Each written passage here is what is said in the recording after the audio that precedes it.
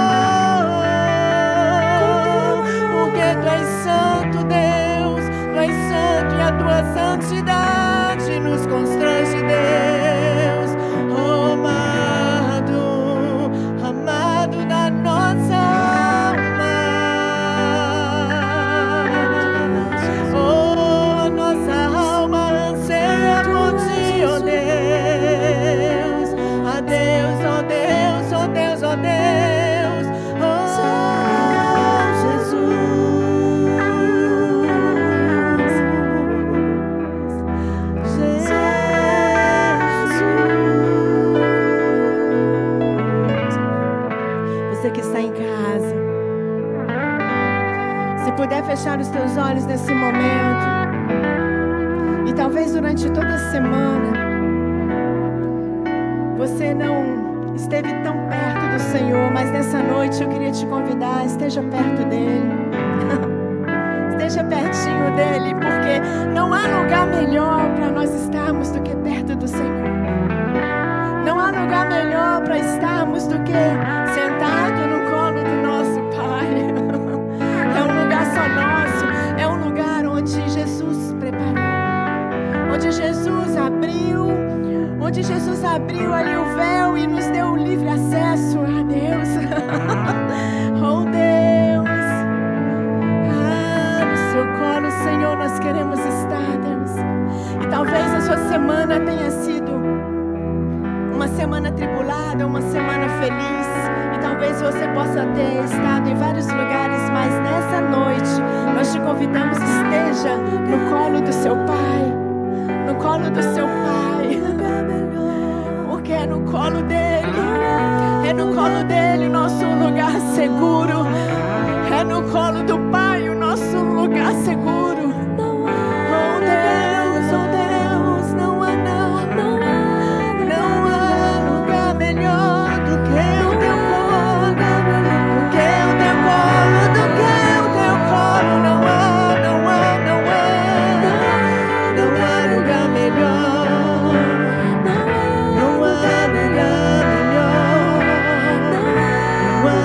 Melhor do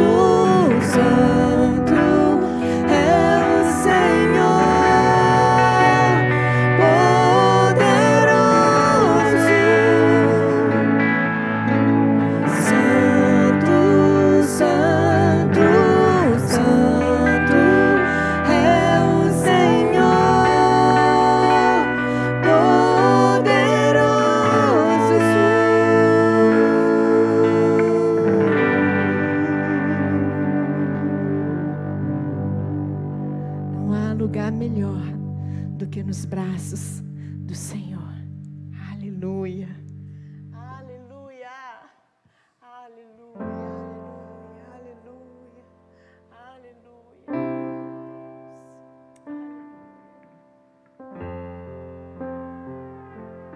Oh, Deus.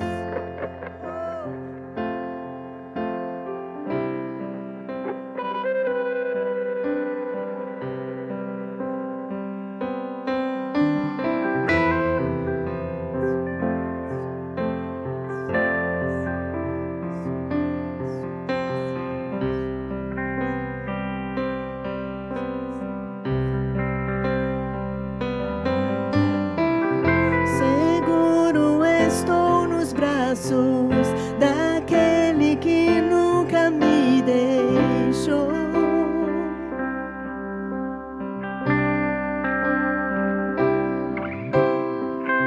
Seu amor perfeito sempre esteve repousado em mim. E se eu passar pelo vale, acharei conforto em teu amor, pois eu sei que és aquele que me guarda, me guarda. Em teus braços é o meu descanso. Em teus braços é o meu descanso. Em teus braços é o meu descanso. Em teus braços é o meu descanso.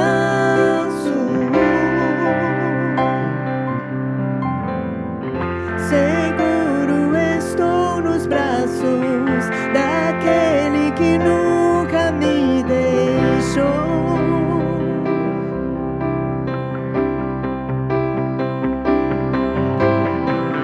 Seu amor perfeito sempre esteve repousado em mim. E se eu passar pelo vale, acharei conforto em teu amor, pois eu sei que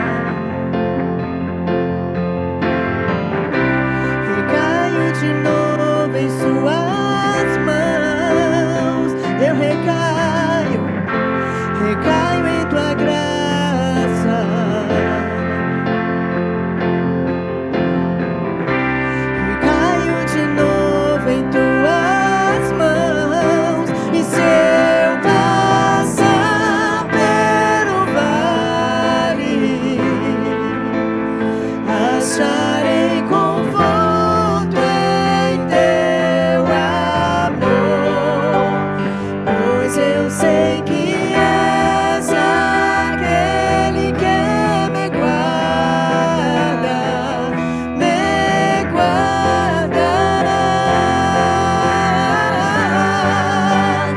Em teus braços é o meu descanso. Em teus braços é o meu descanso. Em teus braços é o meu descanso. Em teus braços é o meu descanso. Em teus braços é o meu descanso. Em teus braços é o meu descanso. Em teus braços é o meu descanso. Aleluia. Em teus braços é o meu descanso. Você pode descansar nos braços do Senhor nessa noite. Em teus braços é o meu descanso. Declare isso. Teus braços. Em teus braços é o meu descanso. Em teus braços é o meu descanso. Em teus braços é o meu descanso. Aleluia, Senhor. Como é bom poder descansar nos teus braços. Como é bom saber que nós temos um Deus que não está alheio às nossas aflições, pelo contrário, Ele é participante de todas elas. Ele passa conosco todas as aflições que nós passamos, todas as nossas angústias, todos os nossos medos.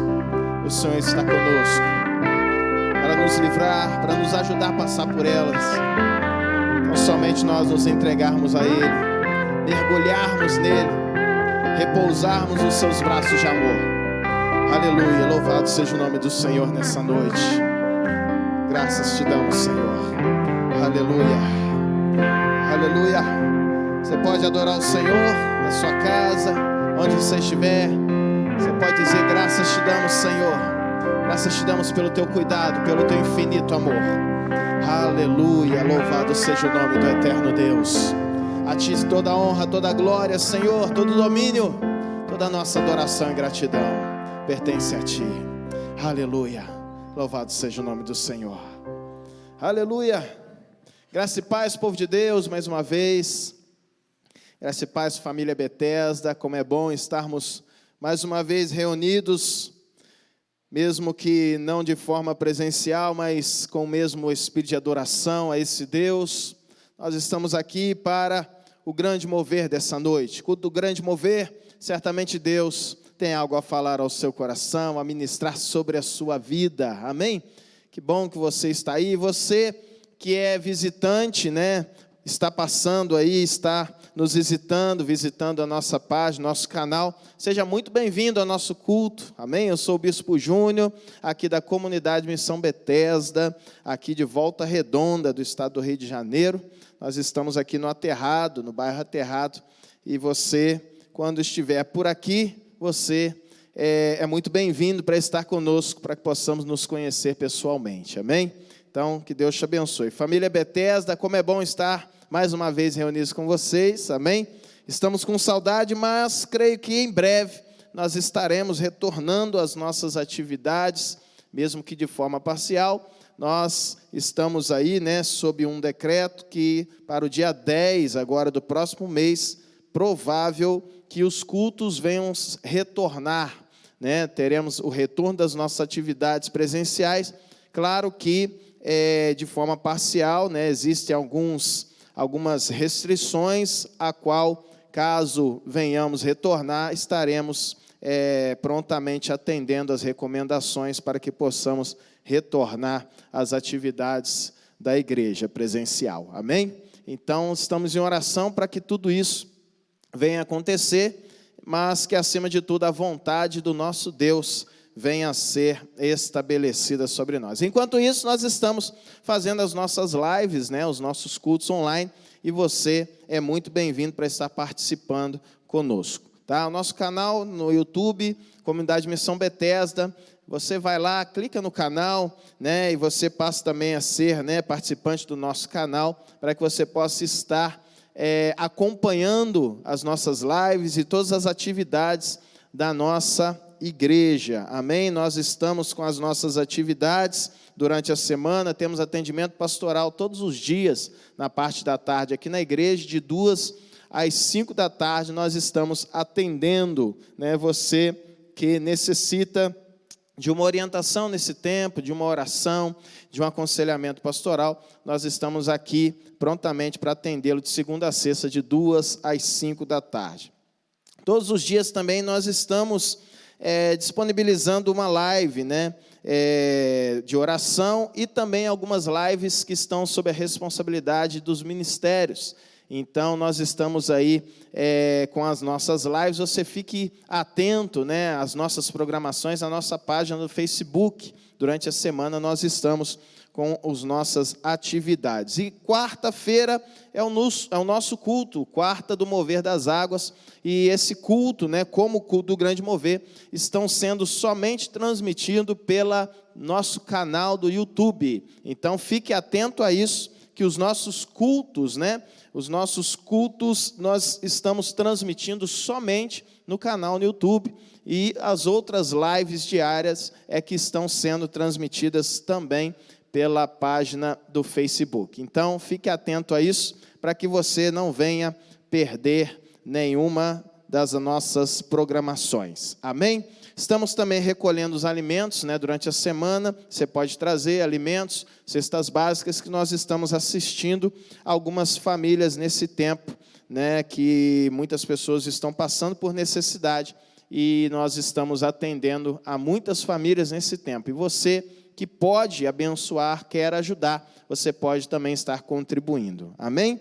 E também os nossos dízimos e as nossas ofertas estão sendo ministrados, né? Você pode estar entregando, né, o seu dízimo, a sua oferta, através das plataformas aí do PicPay, e também por transferência bancária. Está aí os dados da igreja, você pode dar continuidade, tá, a sua fidelidade a Deus, para que possamos arcar com os nossos compromissos, né? Mesmo de forma não presencial no culto, a igreja segue aberta, segue existindo e segue também tendo as nossas obrigações, né, mensais.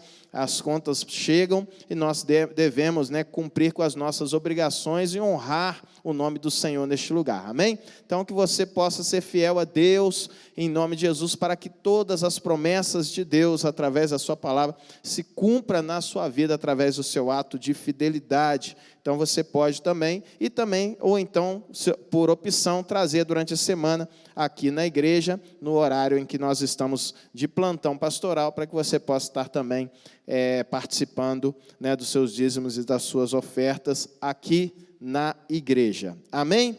Que Deus abençoe a sua vida por isso, em nome de Jesus. Louvado seja o nome do Senhor. Os avisos são esses. Eu gostaria de compartilhar uma palavra de Deus ao seu coração, que se encontra no livro do profeta Isaías, no capítulo de número 6. Abra sua Bíblia no livro do profeta Isaías, capítulo de número 6. Nós estaremos meditando a palavra do Senhor.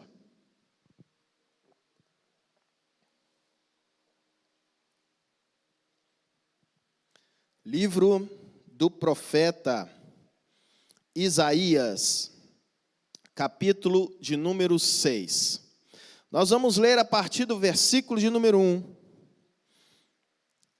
E leremos até o versículo de número 8.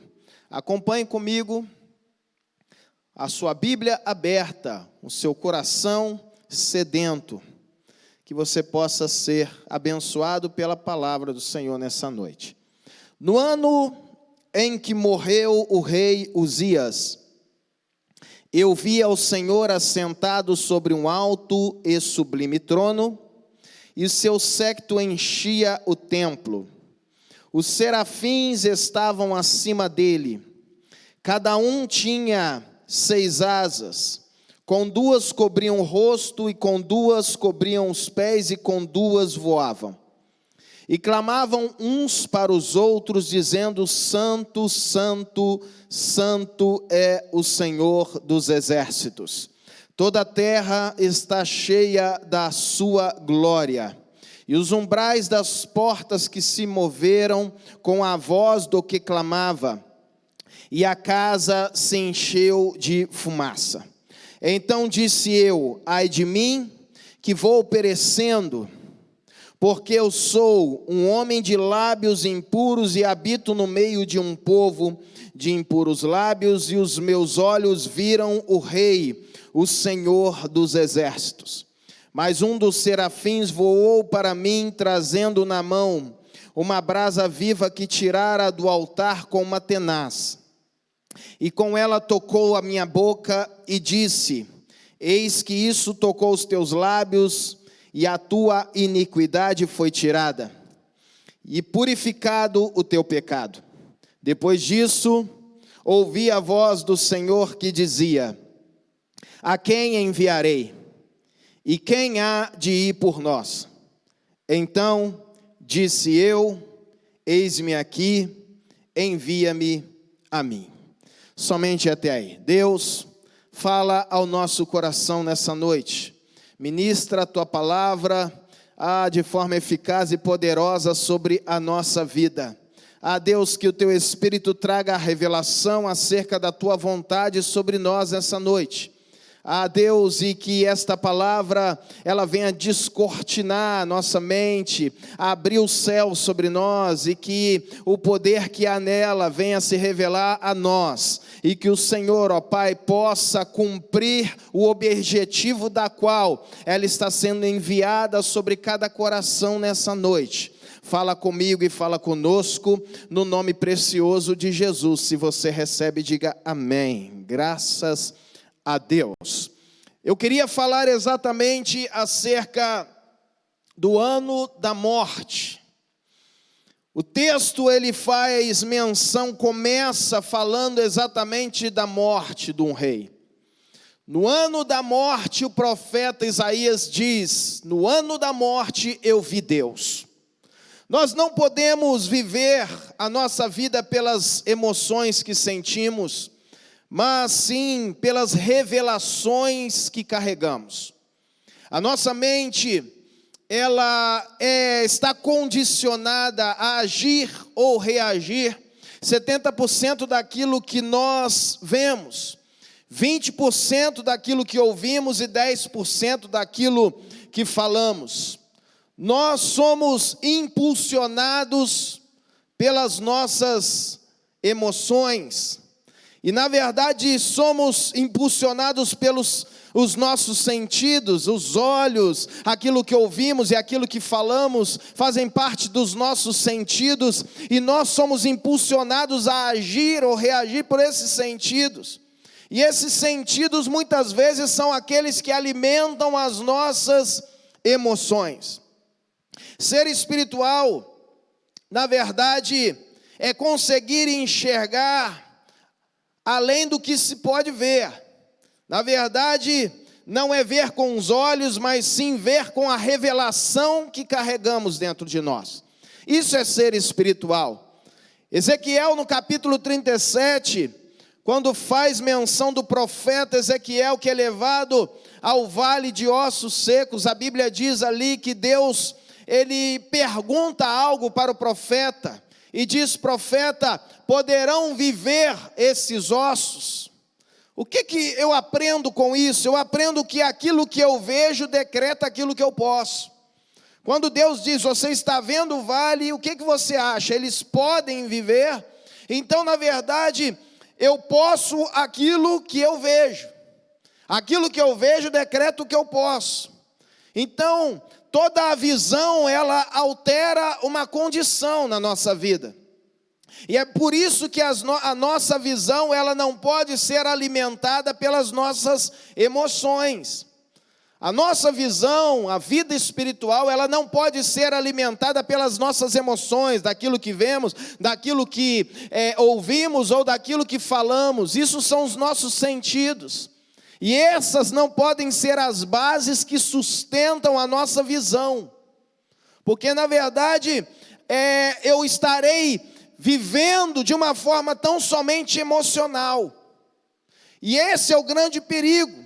Não há nada mais desanimador do que tentar aplicar capacidades nossas em ambientes de incertezas. E é isso que eu vejo nesse cenário que nós estamos vendo aqui nesse texto.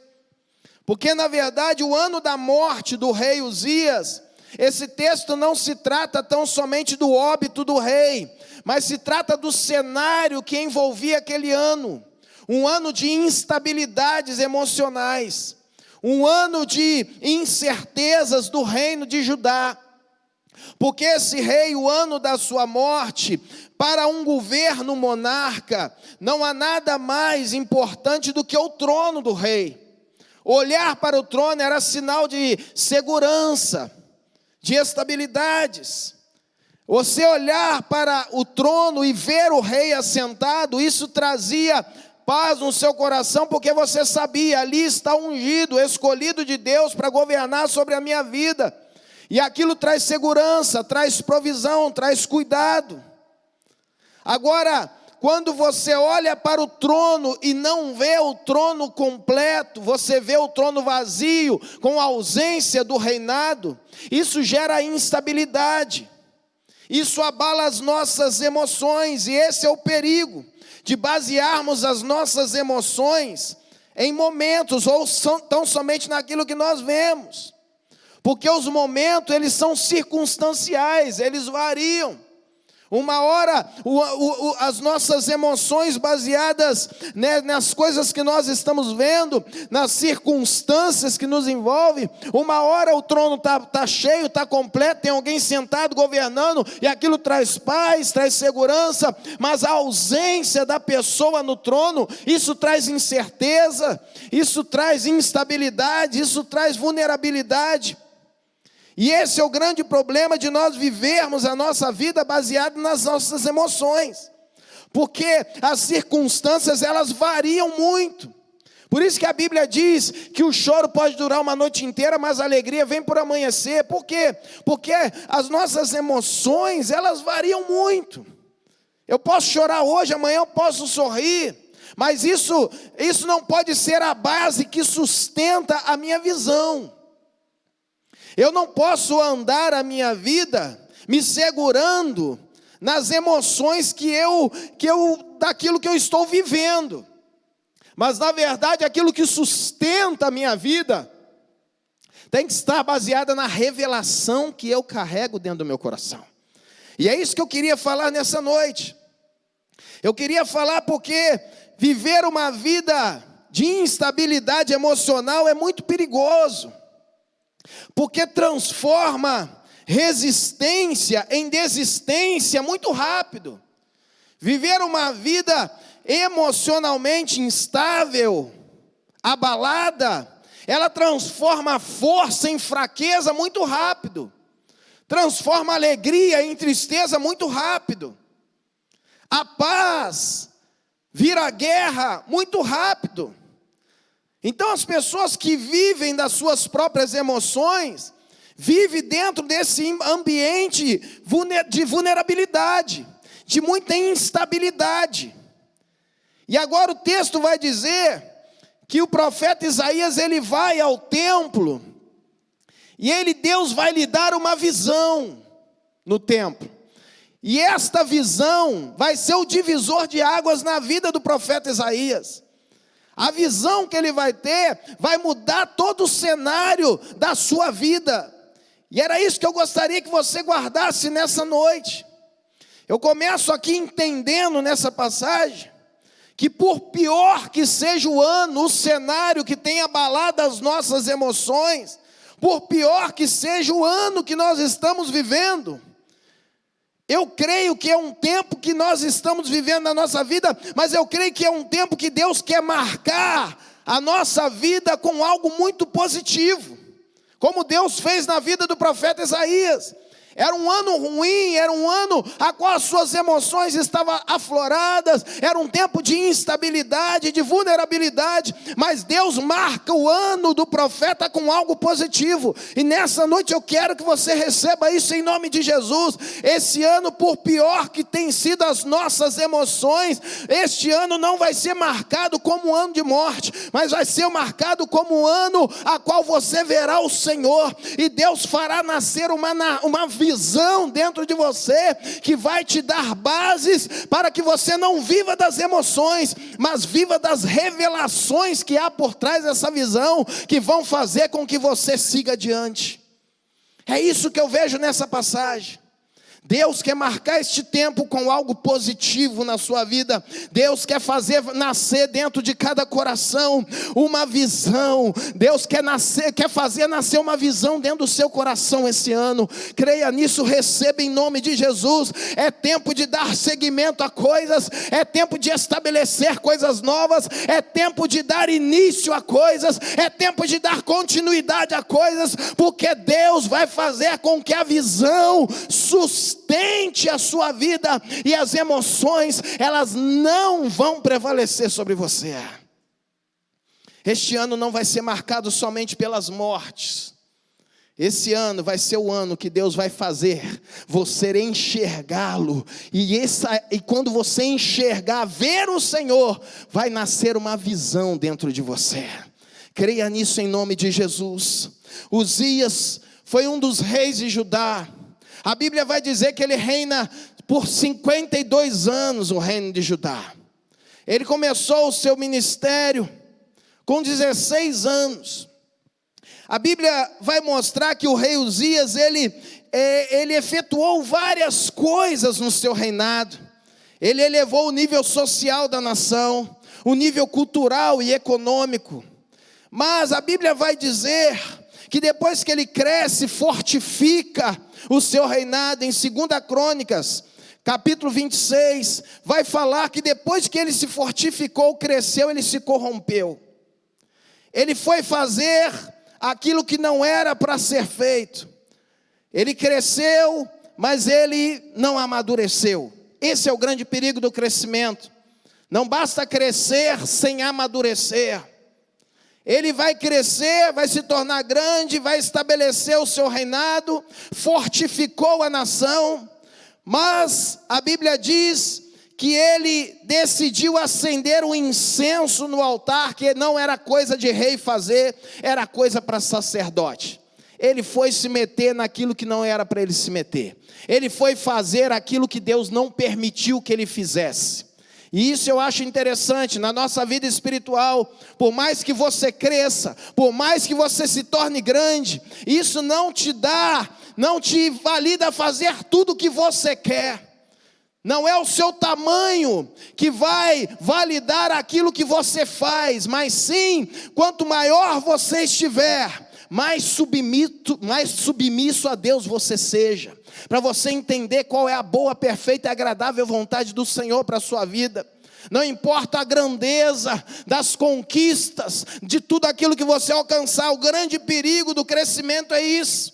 O crescimento nos dá acesso a muita coisa, e tem pessoas que não sabem lidar com isso. Nós não podemos acessar tudo o que queremos só por conta do crescimento que tivemos. Na verdade, quando o apóstolo Paulo diz, todas as coisas me são lícitas, mas nem tudo me convém. Esse é o equilíbrio, é saber que eu posso acessar tudo, mas nem tudo eu devo acessar.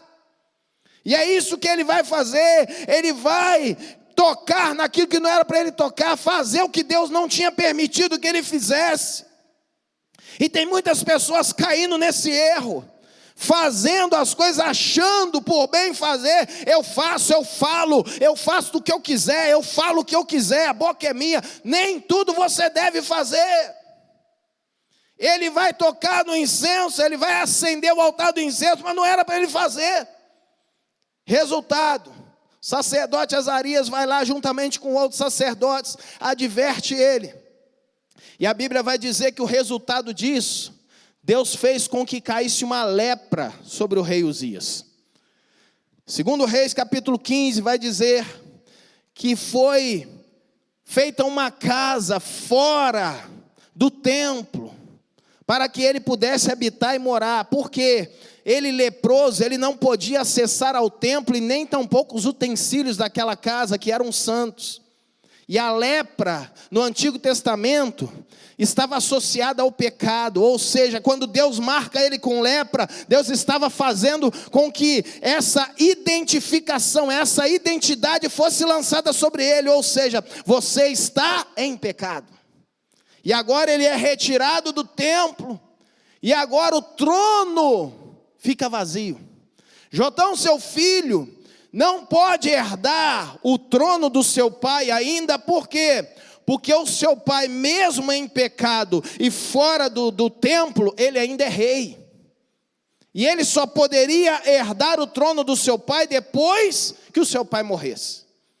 E aí a Bíblia vai mostrar que durante alguns anos, Uzias ele vai reinar fora do templo, longe do trono, com o auxílio de Jotão, sem Jotão poder se assentar no trono. Ou seja, o trono permanece vazio mesmo tendo um rei. E agora o que acontece? Durante aquele período, durante aqueles anos, o ambiente trono, que era o lugar a qual as pessoas olhavam e viam a figura do rei assentado, e trazia segurança, paz, certezas, convicções, provisões, virou um lugar de incertezas, de instabilidade. Olhar para o trono e vê-lo vazio, sabendo que o seu rei estava longe do trono, morando numa casinha fora do palácio, porque ele estava em pecado, sob o juízo de Deus. Isso trazia instabilidades emocionais, e isso fez com que os povos vizinhos, os assírios, porque o livro do profeta Isaías fala exatamente do pré-exílio de Judá. Os povos vizinhos, os assírios, eles vão olhar e vão ver a vulnerabilidade do reinado, e eles vão nós vamos avançar, porque nós vamos conquistar, nós vamos combater. E agora você imagina esse o cenário. O cenário que o profeta Isaías se encontra é exatamente esse. Um momento de instabilidade emocional. E você vai ver que o profeta Isaías, ele tem a sua chamada reforçada no capítulo 6, mas ele já era profeta. Desde o capítulo 1, ele já havia sido levantado como profeta, ele já profetizava. Você vai ver que ele já era profeta pelo acesso ao templo. Então você vai ver que o profeta Isaías, ele acessa ao templo por ser profeta, e ele já convivia com essas incertezas visuais, olhando para o trono que durante alguns anos estava ausente de rei, ausente de governo, ausente de certezas, de paz, de tranquilidade, de estabilidade. E agora eu vejo aqui nesse texto um profeta que ele tem que dar continuidade à sua chamada com as suas emoções abaladas. E é isso que eu vejo na nossa vida. O perigo de nós nos basearmos nas nossas emoções para continuar. O perigo de nós basearmos as nossas emoções para criar, para fazer, para começar. Esse é o grande perigo que todos nós corremos, de viver a nossa vida galgadas nas nossas emoções, que são visuais, que são auditivas, que são as bases que sustentam as nossas emoções. É aquilo que eu vejo, é aquilo que eu escuto, é aquilo que eu falo, é aquilo que eu leio. É isso que é o perigo, porque essas coisas sustentam as nossas emoções. E as nossas emoções, viver de emoções, é viver de altos e baixos. Que hoje aquilo que eu leio, aquilo que eu escuto, aquilo que eu vejo pode me alegrar. Mas e se aquilo que eu vejo me entristecer? Como o profeta Abacuque diz: ainda que a figueira não floresça, que não haja fruto na vide, todavia eu me alegrarei no Senhor, no Deus da minha salvação. É um profeta que está falando o quê? Eu deixei de viver das emoções, e eu vou viver das revelações que eu carrego. quando eu vivo das revelações que eu carrego, quando eu recebo de Deus uma visão que me sustenta, apesar das emoções me fazerem chorar, me entristecer, me abalar, aquilo que sustenta a minha vida não é emocional, não é casual, não é momentâneo, é eterno, vem de Deus, vem do Senhor que cuida da minha vida. E é isso que eu vejo. O cenário do profeta era esse. Eu imagino um profeta que agora ele vai ao templo e ele olha e o trono está vazio, e essas coisas vão abalando ele emocionalmente. Mas no capítulo 6, Deus vai marcar a história do profeta, justamente para dar para ele uma base sólida, um motivo real para que ele pudesse dar continuidade, para que ele pudesse exercer a sua função de profeta, para que ele pudesse dar continuidade e Deus pudesse contar com ele. É isso que Deus estava fazendo. E aí nessa noite eu pergunto para você, Deus ainda pode contar com você?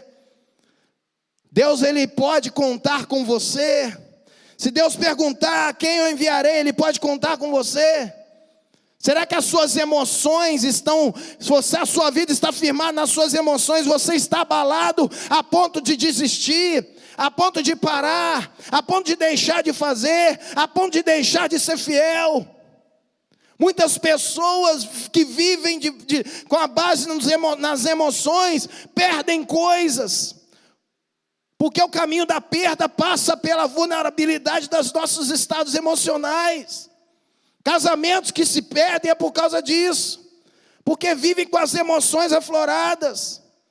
As pessoas hoje estão vivendo assim, com o lado emocional abalado, tão somente instável, e isso tem trago isso. Pessoas que estão desistindo de viver, desistindo de continuar, desistindo de acreditar. Nessa noite, como Deus fez com o profeta, Deus vai fazer com você. Deus vai te dar uma visão que vai sustentar você nessa caminhada. A Bíblia vai mostrar que o profeta naquele dia, ele vai entrar no templo, ele vai sair de lá totalmente diferente e transformado. E eu quero crer que nessa noite, você que está entrando nesse culto, esse culto ao terminar, você vai sair desse culto totalmente transformado. Você não vai viver baseado nas suas emoções mais, na figura de um trono ausente do rei. Não, você não vai se basear naquilo que você vê, naquilo que você escuta, naquilo que você fala, naquilo que você lê. Deus vai te dar hoje uma revelação que vai sustentar a visão que Ele vai te dar, que Ele vai abrir, para que você possa dar continuidade, em nome de Jesus. Deus vai fazer isso, Deus vai tirar o profeta da dimensão natural e vai levar ele para ter uma visão sobrenatural. Guarda isso nessa noite. Nós profetizamos e entramos esse ano com essa palavra, que este é um ano sobrenatural, e para viver o ano sobrenatural, nós temos que ter a visão sobrenatural das coisas, mesmo que as coisas naturais estão tentando abalar as nossas emoções. Deus quer tirar os seus olhos das coisas naturais, para que você possa ver as coisas espirituais, que de fato é que sustentam e dão base para a nossa vida. Guarda isso nessa noite. O que Deus vai mostrar para ele? A Bíblia diz que nesse dia, quando ele entra e Deus descortina o céu, e ele olha para o templo, ele está dentro do templo, o templo a qual o rei Uzias sentava no trono, e o trono está vazio. A Bíblia diz que ele vai olhar e ele vê o trono, mas ele não vê o trono vazio. A Bíblia diz que quando ele olha, ele viu um trono diferente. Ele viu um alto e sublime trono. Aleluia.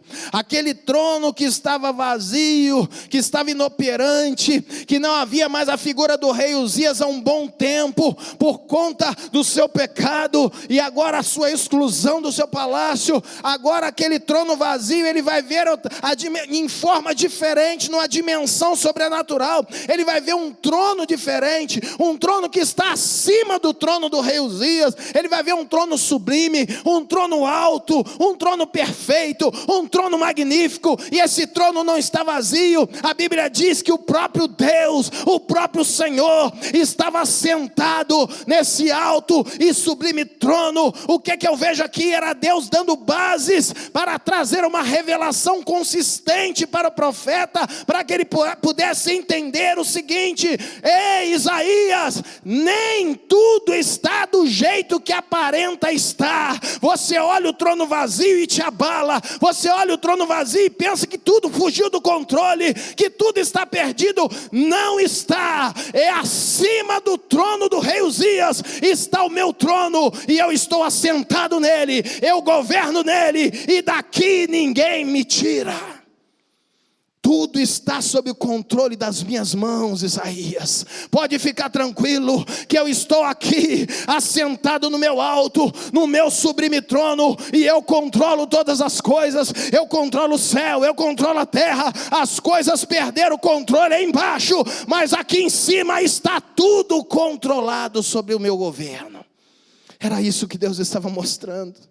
Deus estava querendo dar bases sólidas, consistentes, para que o profeta pudesse olhar e dar continuidade à sua chamada, à sua carreira, à sua vida, ao seu ministério, às suas coisas, o seu dia a dia. E nessa noite guarda isso no seu coração. Por mais que você olhe o cenário da sua vida e pareça que fugiu tudo do controle, que está tudo perdido, entenda que acima desse cenário existe o cenário sobrenatural, aquele que Deus está sentado, aquele que Ele governa, aquele que Ele reina, aquele que Ele controla, aquele que nada foge do alcance de suas mãos, aquele que Ele está dominando, aquele a qual Ele vê, aquele a qual Ele aplica justiça, aquele a qual Ele aplica juízo, aquele a qual Ele governa.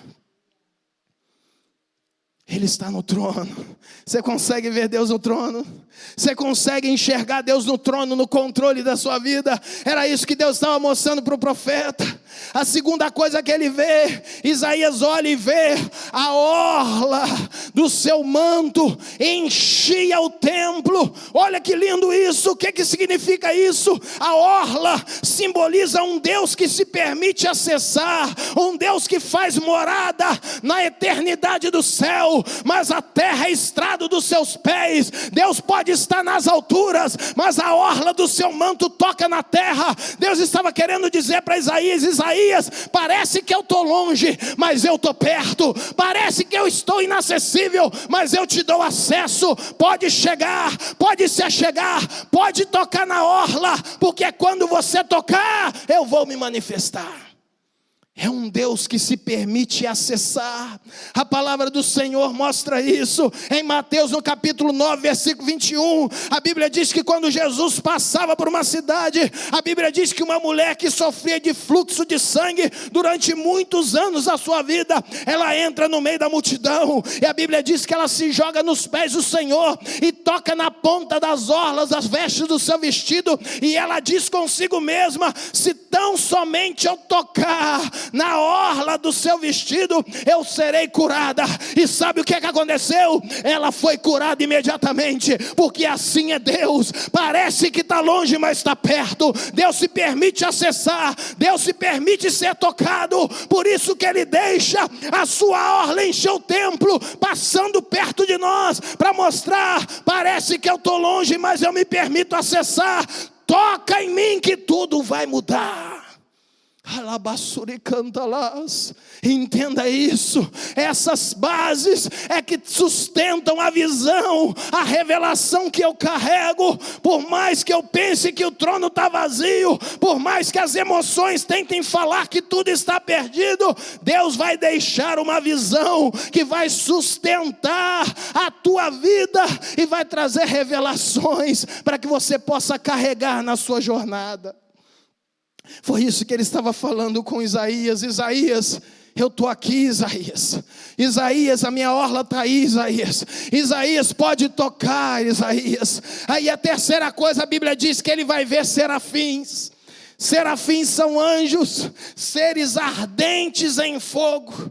A Bíblia diz que eles se queimam e aqueles que queimam vêm voando por cima dizendo uma coisa. O texto diz que eles voavam e diziam: Santo, Santo, Santo é o Senhor dos exércitos. O que ele estava querendo dizer? Porque sobre agora aquele momento que Isaías está vivendo, e o reino de Judá com um trono vazio, havia uma vulnerabilidade sobre o seu governo, sobre a nação, com medo dos povos vizinhos, com medo dos assírios, com medo do exército assírio vir agora e tentar entrar sobre a nação e dominar a nação, que posteriormente veio acontecer. E você vai ver que o que acontece. Deus estava mostrando para Isaías exatamente o seguinte: os meus anjos estão voando, os seres que estão ao meu lado estão aqui comigo, e eles vão dizer quem eu sou para você, Isaías. Eu sou para você, Isaías, o Senhor dos exércitos, porque Deus é aquele que se revela a nós mediante a nossa necessidade. Se os povos vizinhos estão ameaçando você, eu sou o Jeová Sabaote, o Senhor dos exércitos. Se você precisa, acha que está se sentindo sozinho, eu sou o Jeová Chamar, o Deus que está sempre presente. Se você precisa de uma provisão, está faltando alguma coisa, eu sou o Jeová Jiré, o Deus que provê todas as coisas. Se está faltando para você, se você sente-se injustiçado, eu sou o Jeová de Sidiqueno, o Deus da sua justiça. Se você está em guerra, eu sou o Jeová Shalom, o Deus que te traz paz. Se falta para você cura, se você está enfermo, eu sou o Jeová Rafá, o Deus que te cura. Se você se sente abandonado como uma ovelha longe do rebanho, eu sou o Jeová Raá, o Deus, o seu pastor. Deus, ele se revela mediante a nossa necessidade, aleluia. Ele é para você exatamente aquilo que você está precisando. Ele se manifesta exatamente na sua carência, ele se manifesta exatamente na sua necessidade. Era Deus falando, usando o serafim, dizendo: eu sou o Deus necessário, que ajo conforme as vossas necessidades. Aleluia. Era isso que Deus estava fazendo, trazendo sustento à visão que o profeta teve e anulando as bases emocionais que ele estava vivendo. Que Deus esteja fazendo isso na sua vida nessa noite. Que Deus esteja destruindo as emoções que tem carregado e arrastado a sua vida e dando uma revelação concreta daquele que está sentado no trono, governando a tua história, governando a tua vida, dizendo: não desista, segue adiante que eu estou com você. Aleluia, aleluia. E aí agora os seres vão dizer: toda a terra está cheia da sua glória. Imagina agora, a terra hoje na nossa concepção, na nossa ideia, é hoje muito maior da terra daquele tempo. O contexto que eles viviam naquele tempo, a questão territorial, não era tão abrangente como nós temos hoje. E dizer toda a terra está cheia da sua glória, no contexto de Isaías, era olhar para o seu território, para as nações vizinhas e dizer: que glória é essa? Nós estamos vivendo um período onde nem rei nós temos no trono, um período de instabilidade, os assírios querendo invadir nossa terra, o nosso povo aqui sobre ameaça. E aonde está a glória em toda a terra? Pelo contrário, parece que toda a terra está um caos, está tudo fora do controle. E muitas vezes hoje, nesse período pandêmico a qual a humanidade está vivendo, parece que a glória do Senhor está longe da terra, mas não está, porque quando Deus, ele olha para o caos, ele vê o caos como uma oportunidade dele agir e manifestar a sua glória. O melhor cenário para que a glória de Deus se revele é em meio ao caos, é em meio aos problemas, é em meio às adversidades. É o melhor, é o cenário propício para a glória de Deus ser revelada. Quando Lázaro morreu, a Bíblia diz que Marta, ela vai até Jesus através de um enviado e vai dizer: se tu estivesses aqui, o teu amigo Lázaro não teria morrido. E Jesus vai responder exatamente assim: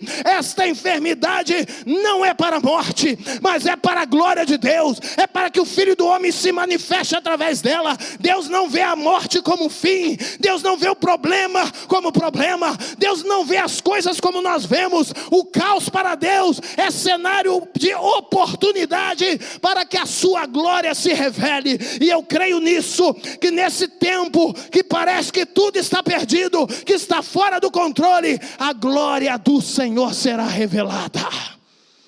Você verá a glória de Deus. Mas bispo, eu perdi o emprego, mas a glória de Deus vai te alcançar. Bispo, mas parece que a enfermidade está tentando entrar na minha casa, mas a glória de Deus vai ser revelada na sua casa. Guarde isso em nome de Jesus. Toda a terra está cheia da sua glória. Você crê nisso? Toda a terra. Toda a terra, toda a terra. Declare isso, você que está na sua casa. Diga: toda a terra, toda a minha casa, toda a minha família, todo o meu cenário, todo o contexto que eu vivo, lá no meu trabalho, lá no meu emprego, nos meus negócios, no meio dos meus amigos, no meio da minha família, na minha igreja, no meu ministério, toda a terra está cheia da sua glória. Canarabassurianda covalabás. Aleluia. Quando nós vemos o caos como meio de oportunidade de Deus agir, a glória dele se manifesta. Era Deus mudando e invertendo os valores no coração do profeta, dizendo: calma, as suas emoções dizem não, mas a revelação que eu estou te dando diz: sim, a glória está à sua disposição. Eu vou me manifestar. Pode ficar tranquilo, nada fugiu do meu controle, está tudo dominado. Aleluia, louvado seja o nome do Senhor. E por último, a Bíblia diz que agora os umbrais das portas se moveram à voz daqueles que clamavam. Os serafins, enquanto clamavam isso, eles estavam adorando a Deus, porque toda vez que eu adoro, eu engrandeço o nome do Senhor.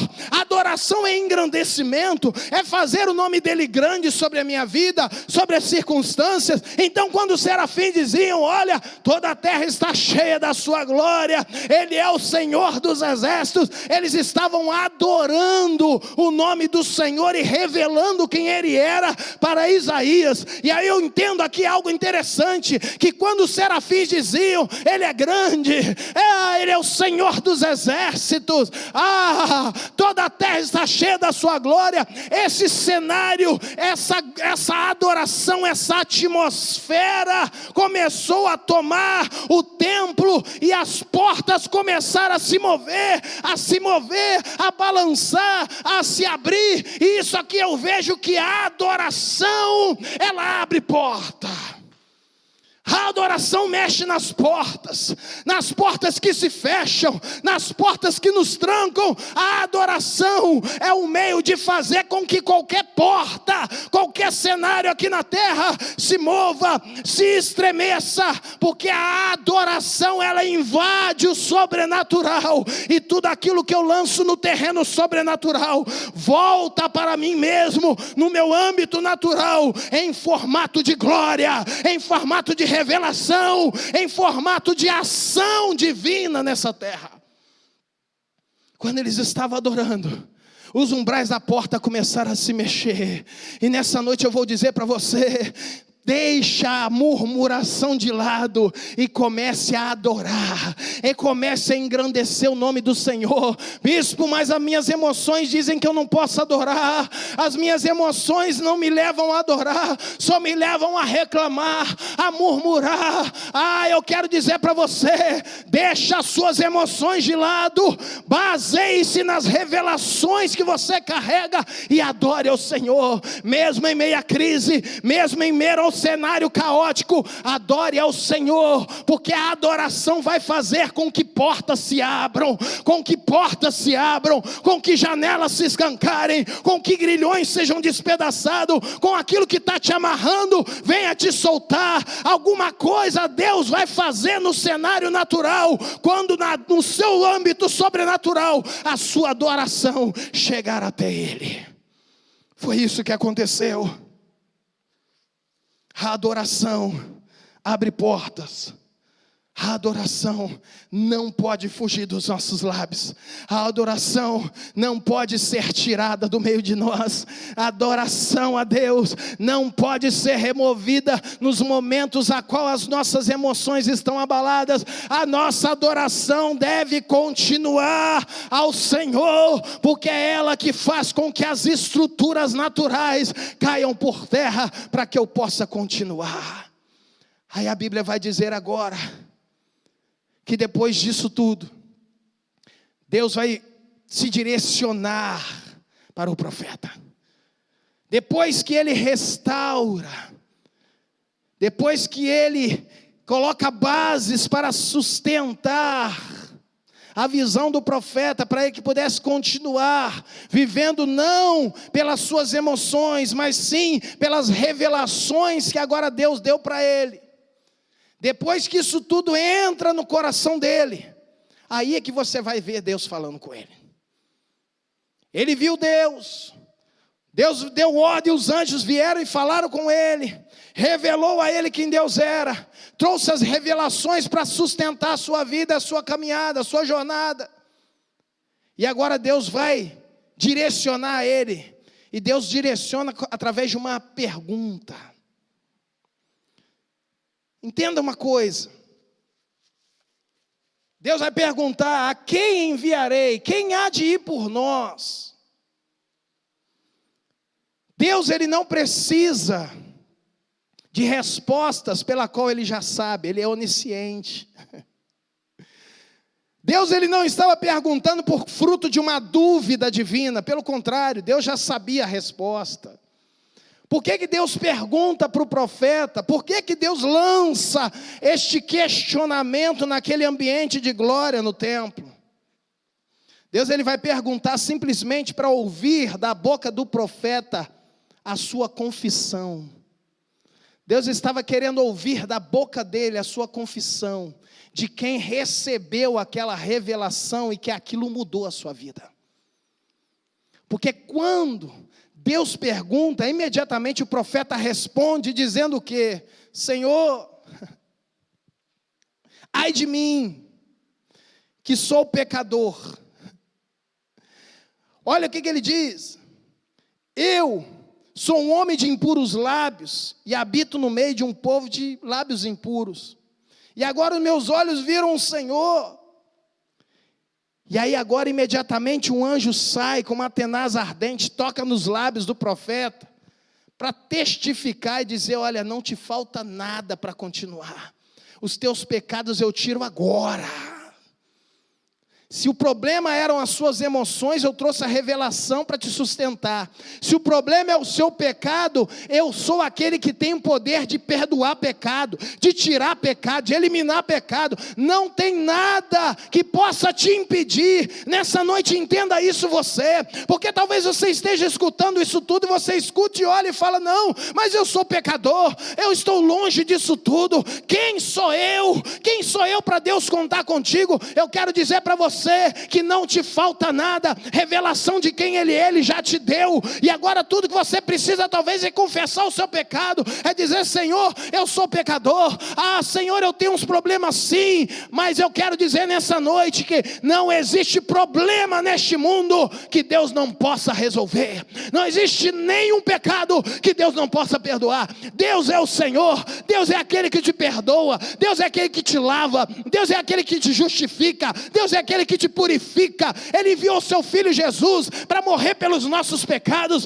para nos perdoar e nos dar acesso a esse Deus maravilhoso. Então entenda isso, não tem como fugir desse Deus, não há nada que possa fazer escapar das mãos dele. Ele quer operar grandemente na sua vida. Ele vai e perdoa Isaías e fala: Isaías, está aqui, eu toco no seu lábio. Se o problema é pecado, eu perdoo o seu pecado. Se os problemas são as emoções, eu te trago revelações. Agora Isaías, quem há de ir? E agora Isaías, ele vai exatamente trazer a confissão que Deus esperava. Eis-me aqui, Senhor, envia-me a mim, pode contar comigo. Eu não vou parar no meio do caminho, eu não vou desistir, eu vou continuar, porque as emoções podem dizer não, mas as revelações trazem convicção que o Senhor está do meu lado.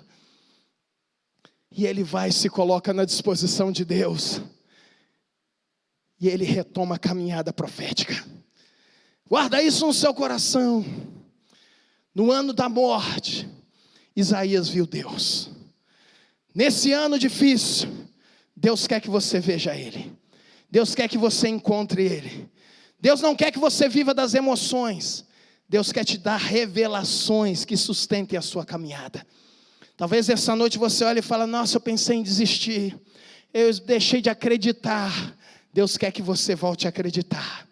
Deus quer que você volte a prosseguir. Você vai chegar, você vai conquistar. Talvez você desistiu de algumas coisas na sua vida. Talvez você desacreditou da sua vida, do seu estado. Talvez você desacreditou porque talvez você olhou e falou: poxa, eu estou nesse leito, eu estou enfermo, eu estou com um problema, eu estou agora com um problema na minha empresa, eu estou com um problema de trabalho, eu estou com um problema no meu casamento. Eu quero que você entenda, deixe de se basear nas emoções que você está vivendo e se baseia nas revelações que Deus está te dando. Ele é um Deus necessário nesse momento na sua vida. Ele se faz presente, Ele quer cuidar de você. E a Bíblia vai mostrar que a visão restaurou a chamada do profeta. O profeta, ele vai sair do templo, e a sua vida nunca mais vai ser a mesma. O profeta Isaías, ele se torna o maior profeta do Antigo Testamento, o profeta com o maior livro de revelações registrado, o profeta conhecido como profeta messiânico, o profeta que vai profetizar acerca da vinda do nosso Salvador Jesus Cristo. Isso tudo foi possível por quê? Porque lá no capítulo 6, Deus deu uma visão que restaurou a vida do profeta.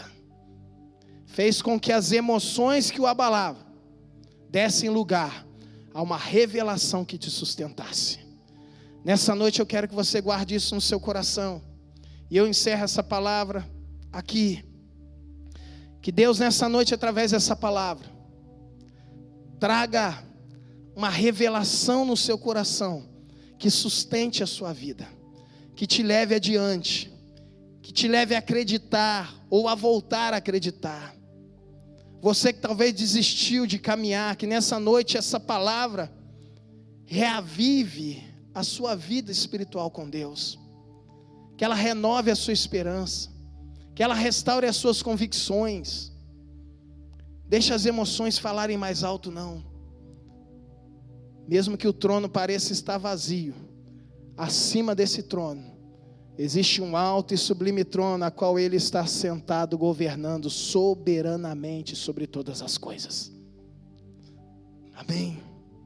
Eu quero orar por você. Eu quero orar para que você entenda isso. Chame esse Deus nessa noite. Chame esse Deus. Talvez o que falte para você é a provisão. Chame Ele. Fala: Senhor, se revele a mim como Jeová Jiré. Como aconteceu naquele dia.